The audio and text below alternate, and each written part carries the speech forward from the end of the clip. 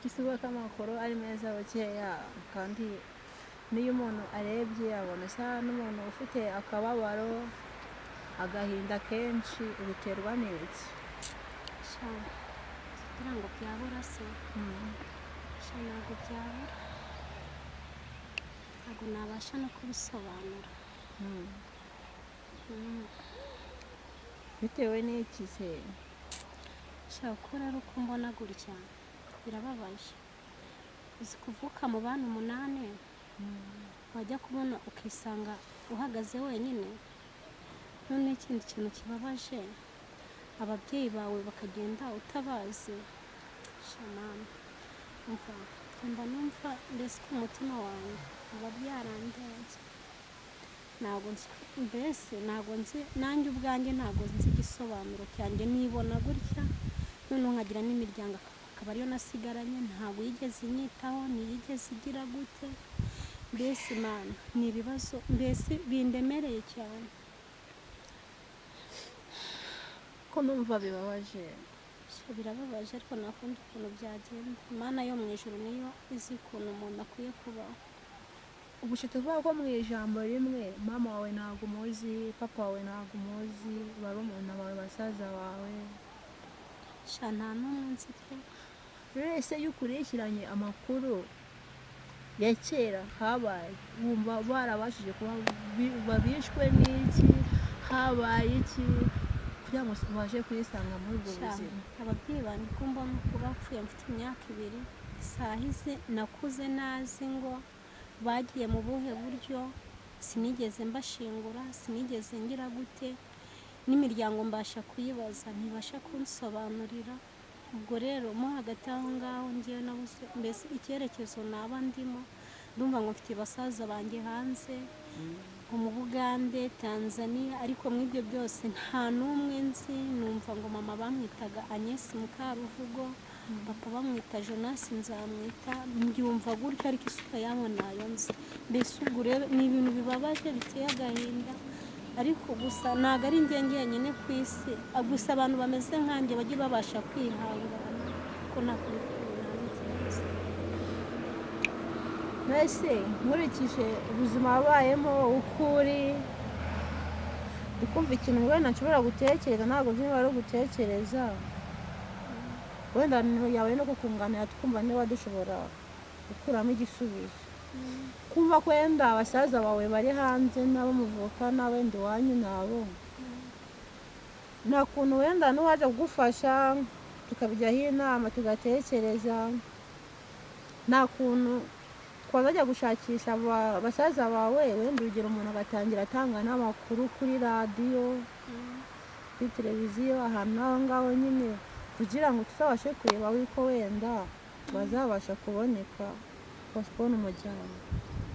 mwamufashije byaba ari byiza cyane pe ni ukuri kuko kuri njye mba numva byarandenze mu buzima bwanjye ubwo rero ndi kumva ari cyo gisubizo tuzakora kuko kuba wari wicaye agahinda ko umutima ntabwo ari byiza ikindi nakubwira no guhora wicaye wigunze gutya ntabwo ari byiza ushaka n'ibintu bigomba kuguhuza rimwe kenshi na kenshi ese ubundi no mu bintu bibaho mu mikino siporo ahantu muri karabu n'ibiki bikunda kugufasha ngiye mu buzima mba numva mbese cyoko ariyo ngeze ahantu haba hicaye abantu bakabasha kuganira bakabasha kunganiriza mbasha kumva ntuje ariko iyo mbavuyemo n'ubundi ngera mu rugo bikaba kwa kundi numva agahinda karanyishe nkatekereza ibintu byinshi mu mutwe wanjye gusa uko ubashije kuza ukanganiriza bibaye byiza wakunda kuba uba uri hafi yanjye byaba ari byiza cyane kandi Imana yazaguha umugisha ngewe ndabikwemereye cyane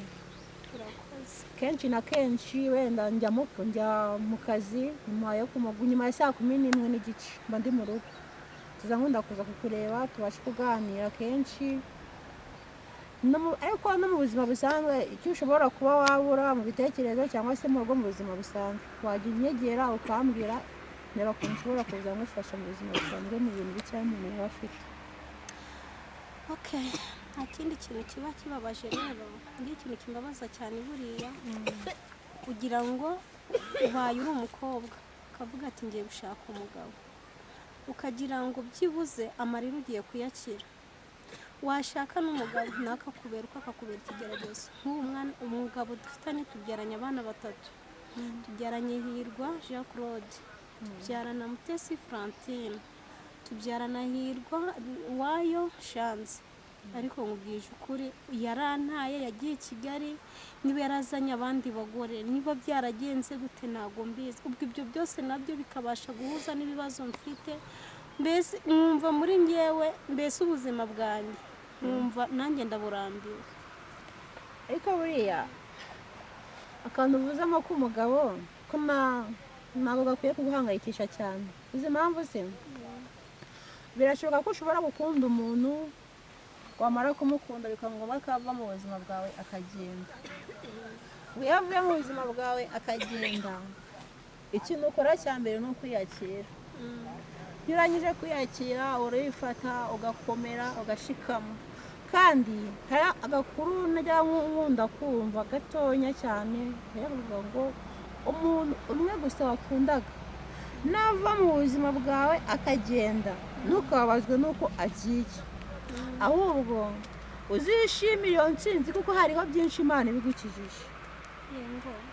cyane rwose. kandi umuntu umwe yavuye mu buzima bwawe abahaye abantu barenga 3 amahirwe yo kuza mu buzima bwawe bafite iki umumaro. Urakoze, mbaye ngushimiye. rero ubwo nagusuraga, ariko ndimo kumva nyine